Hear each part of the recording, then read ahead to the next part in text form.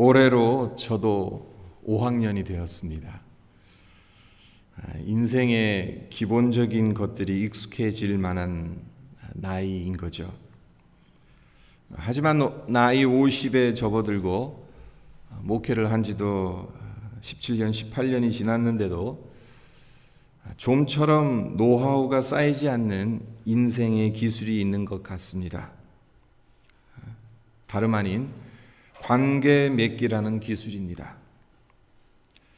낯선 사람을 대하는 것이 여전히 어렵고 몇 안 되는 친구들과 연락이 두절된 지가 얼마나 되었는지 기억조차 가물가물합니다.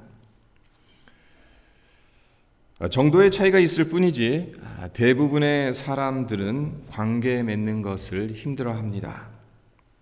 문제는 안 그래도 대인관계를 버거워하는 현대인들이 이전 시대에는 겪지 않았던 다양한 관계들로 인해 더 힘들 수밖에 없는 처지에 놓여 있다는 점입니다.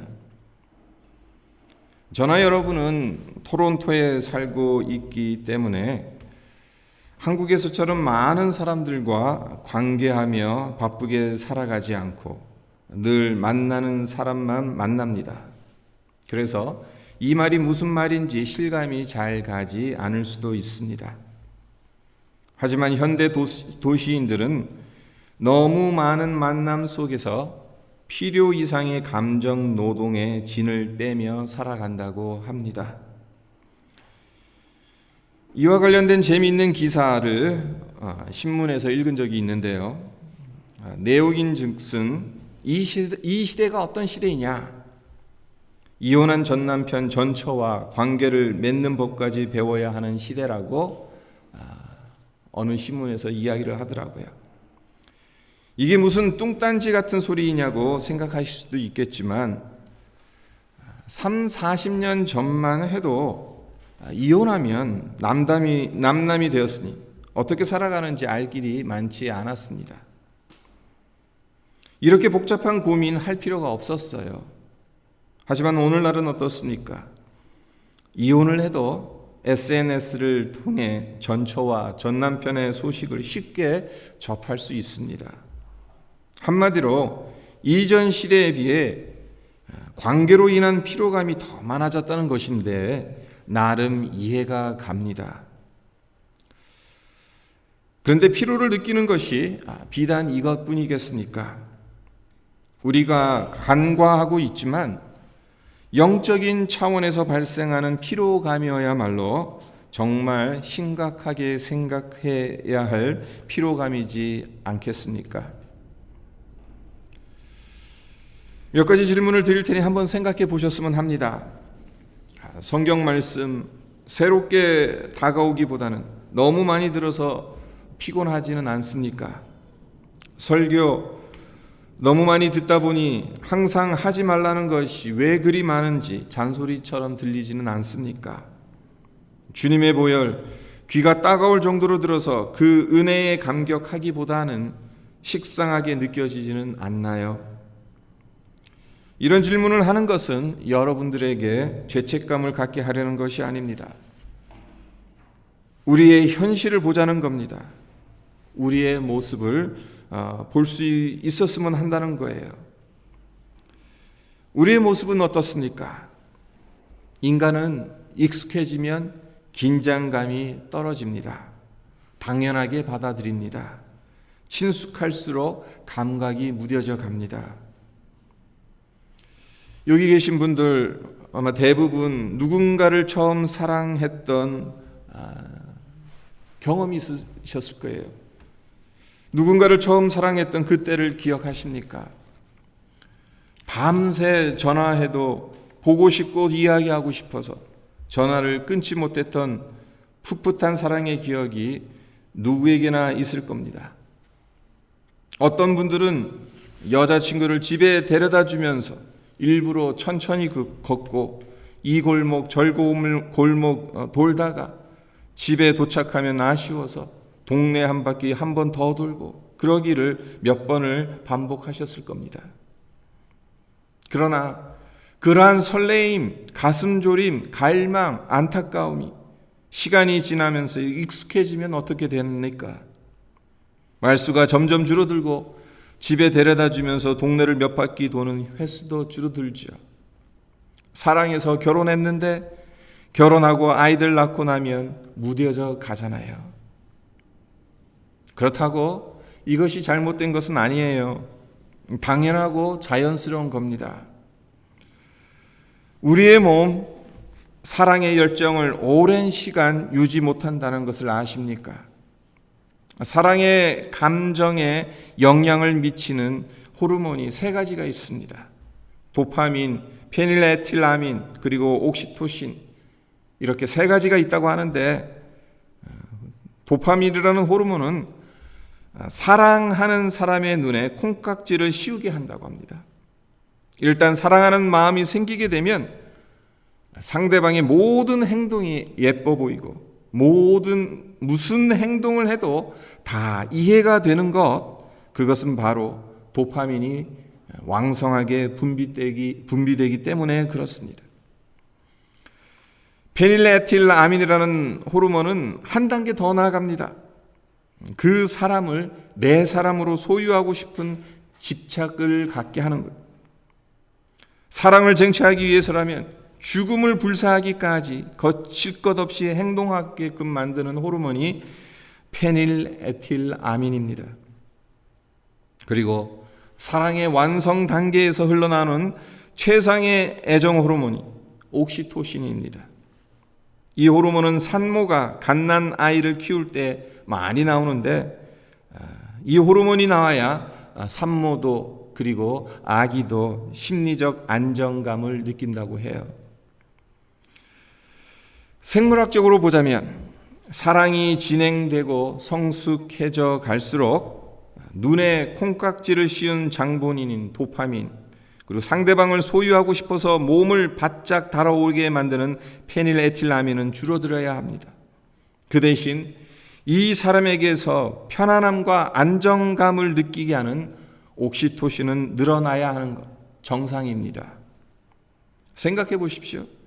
흥분된 상태로, 긴장한 상태로, 가슴이 벌렁벌렁 뛰는 상태로 오랜 시간을 보낸다면 몸이 망가져서 죽을 것입니다. 주님을 향한 사랑도 이와 비슷하다는 생각이 듭니다. 주님과의 사랑 관계가 깊어지고 성숙해질수록 처음 주님을 만났던 그 뜨거운 사랑의 감정은 식어질 수는 있겠지만 신뢰감과 안정감은 증가합니다. 이것이 문제는 되지 않습니다. 무엇이 문제이냐 하면 부부간이나 주님과의 관계는 피로감이 증가하는 방향으로 흘러간다는 것이 문제란 겁니다. 마음이 굳어지고 다치는 것이 문제예요. 새로울 것이 뭐가 있냐고 귀찮아하며 관심과 신경을 쓰지 않는 것이 문제인 겁니다. 그렇다면 주님과의 관계에서 마음이 굳어지고 피로감이 증가하는 이유가 무엇이겠는가? 우리가 인식해야 할 것이 있어요. 그것은 공중 권세를 잡은 사탄의 전략이 있다는 겁니다. 우는 사자와 같이 어떻게든 믿는 자라도 넘어뜨리고 잡아먹으려고 달려드는 사탄이 주로 쓰는 전략, 우리로 하여금 하나님으로부터 멀어지게 하는 것입니다. 어떻게 해서라도 성경 말씀을 살아있는 하나님의 말씀으로 여기지 않게 하는 것입니다. 하나님의 말씀을 율법화시킵니다. 우리가 말씀을 들어도 깨닫지 못하게 해서 하나님의 말씀을 멀게 느껴지게 하고 어려운 것으로 여기게끔 합니다. 하나님에 관한 지식을 쌓아가고 도덕적 교훈을 얻는 것으로 성경을 보게는 해도 성경을 통해 하나님을 경험하는 자리로 나아가는 것은 어떻게든 막으려 듭니다. 이것이 우리를 미혹해 하는 사탄의 전략입니다. 그리고 이 전략에 휘말리게 되면 말씀의 피로감을 느낄 수밖에 없고 마음이 점점 굳어질 수밖에 없습니다. 이렇게 되면 말씀을 들어도 그 말씀이 내 삶을 움직이지 못합니다. 변화시키지 못해요. 그로 인해 능력 없는 삶, 기쁨 없는 삶, 평안 없는 삶을 살아가게 됩니다. 날마다 주님의 말씀을 듣고도 이런 삶을 살아간다면 얼마나 불행하겠습니까? 차라리 세상에서 즐길 것 다 즐기고 죽기 직전에 예수 영접하고 구원받는 것이 더 나을 수 있지 않겠습니까? 우리의 믿음 생활이 이런 불행한 지경에 이르지 않아야 할 것입니다. 그렇다면 어떻게 해야 사탄의 유혹에서 우리 자신을 지킬 수 있겠습니까? 어떻게 해야 성경 말씀이 하나님의 음성으로 들려지고 지식을 얻는 차원에서 머무르는 것이 아니라 실제적으로 하나님을 만나고 경험할 수 있겠습니까? 여러 가지 답이 있을 수 있겠지만 오늘 우리가 초점을 맞추고자 하는 것은 순종입니다. 말씀이 여러분에게 주어졌을 때 말씀을 믿음으로 순종해야 그 말씀이 여러분에게 역사합니다. 말씀대로 믿고 말씀대로 살아보려고 몸부림쳐야 그 말씀이 나와 상관이 있게 되는 거예요. 아무리 말씀을 많이 듣고 지식적으로 그것을 많이 습득한다 하더라도 순종하지 않으면 그 말씀대로 살아보려고 몸부림치지 않으면 그 말씀은 나와는 전혀 상관없는 말씀이 될 수밖에 없어요. 성도 여러분, 순종이란 개념은 철저하게 군사적인 개념이라는 것을 아십니까? 해도 되고 안 해도 되는 개념이 아닙니다. 안 하면 죽게 되는 것이 순종이에요. 생각해 보십시오. 전쟁터에 싸우러 나간 사람이 자기 형편 봐가면서 순종합니까? 자기 기분 내키면 순종하고 기분 안 내키면 순종 안 해도 되는 것입니까? 그렇게 하면 자기 목숨만 위험한 것이 아니죠. 전우들에게도 막대한 피해를 입힐 것이 자명합니다. 눈에 보이지 않지만 우리는 전쟁 중에 있어요. 마지막 때가 가까워질수록 미혹의 영이 더욱 활개를 치는 영적 전쟁의 한복판에 우리는 서 있습니다. 그렇기 때문에 우리는 무장해야 해요. 늘 깨어서 싸울 만반의 준비를 해야 하는 것입니다. 그리고 그 중에서 가장 중요한 것, 나를 지휘하는 상관의 명령이 무엇인지 귀담아 듣고 그 명령을 따라야 하는 것입니다. 사령관의 말을 듣지 않은, 그 말에 귀 기울이지 않은, 명령에 귀 기울이지 않고 전쟁에서 어떻게 승리할 수 있겠습니까? 순종은 철저하게 군사적인 개념이라는 걸 꼭 기억하시기를 바랍니다. 또한 순종은 인격적인 개념이에요. 우리가 인격적이라는 말을 많이 사용하는데 이 말이 의미하는 것이 무엇인지 한번 생각해 보십시오. 흔히 그렇게 얘기하잖아요. 나를 인격적으로 대우해줘. 그 의미는 나를 소중하게 여겨달라는 의미이지 않습니까? 인격은 도구가 아니라는 말입니다. 수단이 아니라는 거예요. 있는 그대로 소중하게 대해야 하는 존재를 우리는 인격이라고 칭합니다. 순종은 인격적인 반응입니다. 그렇기 때문에 상대방을 소중하게 여기는 그러한 마음이 있기 때문에 그 사람이 원하고 부탁하는 바를 어떻게든 이루려고 노력하는 것입니다. 상대방이 나에게 소중하기 때문에, 상대방을 사랑하기 때문에 상대방의 말을 듣고 따르는 거예요.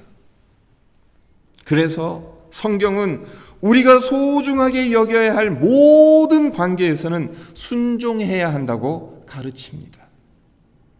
하나님께 순종하는 것은 당연하거니와 남편과 아내가 피차간에 순종해야 하고 주님의 몸된 교회에서 성도들이 피차간에 순종해야 한다고 성경은 교훈합니다. 주님은 여러분들에게 어떤 분이십니까? 내 멋대로 내 마음 내키는 대로 관계를 맺어도 되는 분입니까? 내가 만나고 싶으면 만나고 바쁘면 관심 잠깐 꺼두어도 되는 분입니까? 그렇지 않잖아요. 주님은 우리가 무릎 꿇고 경배하고 섬겨야 할 소중한 분입니다. 순종은 주님과 인격적인 관계를 맺는 데 있어서 없어서는 안 되는 중요한 요소인 것을 기억하셨으면 합니다. 순종에 대해서 한 가지만 더 말씀드리자면 순종은 온전해야 한다는 겁니다. 잠언서에 지혜라는 단어가 참으로 많이 나오는데 잠언서를 묵상하다 보면 우리가 하늘의 지혜를 누리지 못하는 이유가 우리의 순종이 온전하지 못하기 때문이라는 것을 깨닫게 됩니다. 잠언에서 말하는 지혜는 세상에서 썩어질 것들을 구하기 위한 지혜가 아닙니다. 단순히 삶을 보다 더 편하고 풍요롭게 하기 위해 필요한 지혜가 아니에요. 세상의 지혜와 같이 불완전한 지혜가 아닙니다. 하늘의 지혜입니다. 생명을 살리는 지혜이고 하나님이 통치하시는 지혜입니다.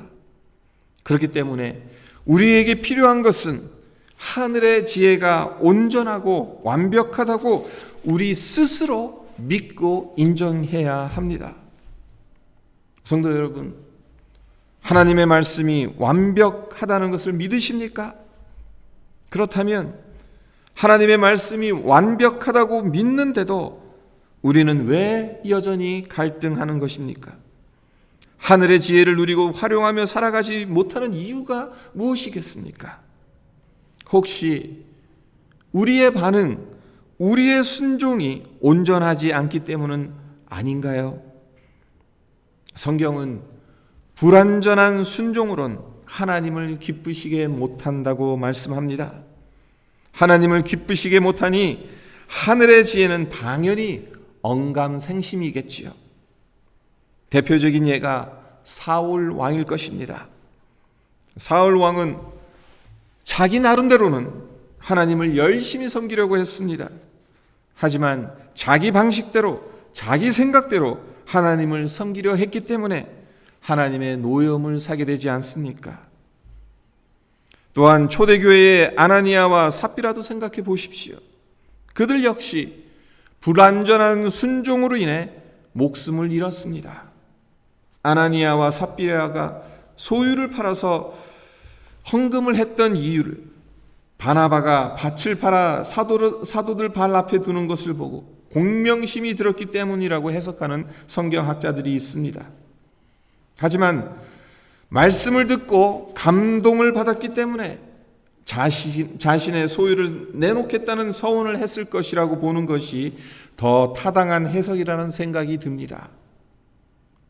하나님의 말씀이 아나니아와 삽비라에게 임했고 그들도 은혜를 받았을 것입니다. 그리고 받은 은혜에 감사해서 재산을 내놓았을 것입니다. 문제는 막상 전부를 내놓으려고 하니까 아까운 마음이 들었던 거죠. 그래서 땅을 팔아서 생긴 돈 중 일부를 따로 떼어놓고 사도들에게 갖다 주었던 것입니다. 그런데 이에 대해서 베드로 사도가 한 말이 있습니다. 사도행전 5장 3절에 베드로가 이렇게 말해요. 아나니아야, 어찌하여 사탄이 내 마음에 가득하여 내가 성령을 속이고 땅값 얼마를 감추었느냐? 땅이 그대로 있을 때는 내 땅이 아니며 판 후에도 내 마음대로 할 수 없더냐? 어찌하여 이 일을 내 마음에 두었느냐? 사람에게 거짓말한 것이 아니요 하나님께로다. 베드로가 중요하게 보는 것이 무엇입니까? 다름 아닌 마음이었어요. 왜 그렇습니까? 순종은 마음에서 이루어지기 때문입니다. 그렇습니다. 먼저 순종이 마음의 영역에서 온전하게 이루어지지 않는다면 밖으로 드러나는 행동 역시 온전한 순종의 행위가 될 수 없습니다. 온전한 마음으로 순종했느냐, 그렇지 않느냐의 차이는 하늘과 땅만큼의 차이입니다. 네, 순종은 온전한 마음으로 해야 합니다. 그리고 내 생각대로가 아니라 하나님이 요구하시는 대로 하는 것이 온전한 순종입니다. 오늘은 종료주일입니다. 주님께서 어린 나귀를 타고 예루살렘에 입성하신 날입니다. 수많은 무리들이 다윗과 같은 정복군주가 오셔서 이스라엘을 로마의 압제로부터 해방시켜 주실 것으로 생각하며 호산나 호산나 외치며 주님을 열렬히 환영했습니다. 그러나 주님은 곧바로 예루살렘에서 고난의 주간을 보내시고 십자가에 못 박혀 죽으셨습니다. 순종함으로 죽으셔서 하나님의 뜻을 이루신 것이지요. 예수님의 삶을 한마디로 정의하라면 하늘아버지 말씀에 철저하게 순종한 삶이라고 말할 수 있을 것입니다. 그리고 온전한 순종을 하셨기 때문에 우리가 하나님의 구원을 경험하고 그것을 누리고 살 수 있는 것 아니겠습니까? 이와 같이 온전한 순종은 열매를 맺습니다. 결과를 가져옵니다. 이와 반면 불완전한 순종은 열매를 가져다 주지 못할 뿐만 아니라 하나님으로부터 책망과 심판을 받게 됩니다. 오늘 본문 말씀으로 요한복음 14장 21절을 우리가 함께 읽었는데요.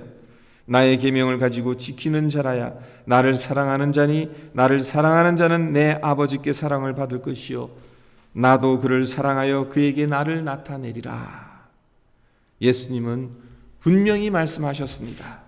나의 계명을 가지고 지키는 자라야 나를 사랑하는 자라고, 그리고 나를 사랑하는 자는 내 아버지께 사랑을 받을 것이요 나도 그를 사랑하여 그에게 나를 나타내리라고. 주님 오시는 날이 가까워지면 가까워질수록 미혹의 영들이 더욱 기승을 부리고 우는 사자처럼 전방위적으로 공격을 가해올 것입니다.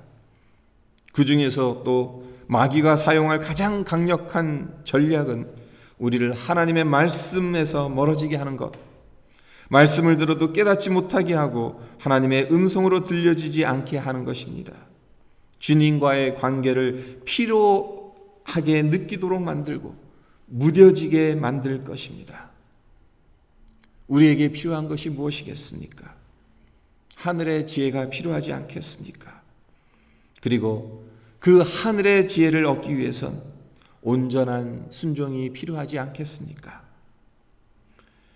주님께서 왜 어린 나귀를 타고 예루살렘에 입성하셔야만 했는지, 그 이유가 온전한 순종으로 십자가에 못 박히시기 위해서임을 다시 한번 우리 마음에 새기면 하나님의 말씀을 소중하게 여겨서 철저하고 온전하게 순종함으로 주님을 사랑하는 우리 모두가 되기를 주님의 이름으로 간절히 축원드립니다.